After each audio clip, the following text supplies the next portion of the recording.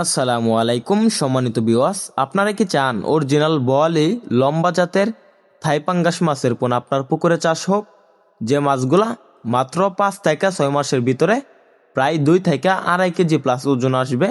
এরকম ভালো মানের মাছের পোনা আপনার পুকুরে যদি চাষ করতে চান, তাহলে আমাদের ভিডিওটি না কেটে সম্পূর্ণ দেখুন। তো চাষি ভাইরা, আমাদের এখানে পাচ্ছেন বর্তমান 2 ইঞ্চি 2.5 ইঞ্চি সাইজের পুরাতন থাই জাতের পাঙ্গাস মাছের পোনা। তাছাড়াও 2026 সালের নতুন 1 থেকে 1.5 ইঞ্চি সাইজের থাই জাতের পাঙ্গাস মাছের পোনাও আমাদের এখানে পেয়ে যাবেন।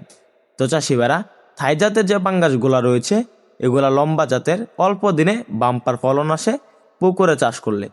তো চাষি ভাইরা, এই মাছগুলো যদি আপনারা পুকুরে চাষ করতে চান, খাবারের দিকটা সবচাইতে গুরুত্বপূর্ণ অবদান রাখতে হবে। কেননা খাবার হলো থাই জাতের পাঙ্গাস গ্রোথ আসার সবচাইতে ভালো একটি কৌশল।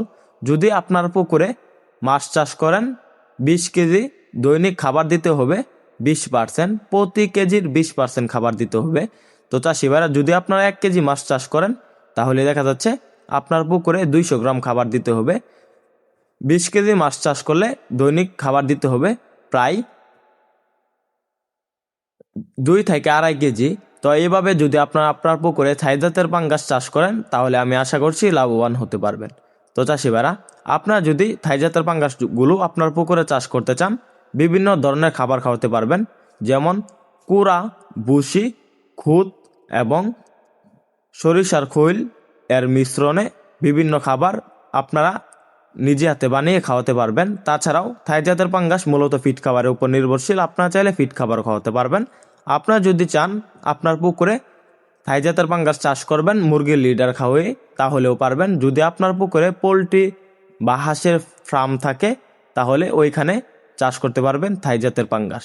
তাছাড়াও আপনারা সরাসরি আপনার পুকুরে থাই জাতের পাঙ্গাস নার্সিং না করে কালচার দিতে পারবেন। আমাদের এখান থেকে থাই জাতের পাঙ্গাস মাছের পোনা ক্রয় করুন। আমাদের ভিডিওটি ভালো লাগলে আমাদের চ্যানেলটি সাবস্ক্রাইব করে আমাদের পাশে থাকুন। ধন্যবাদ।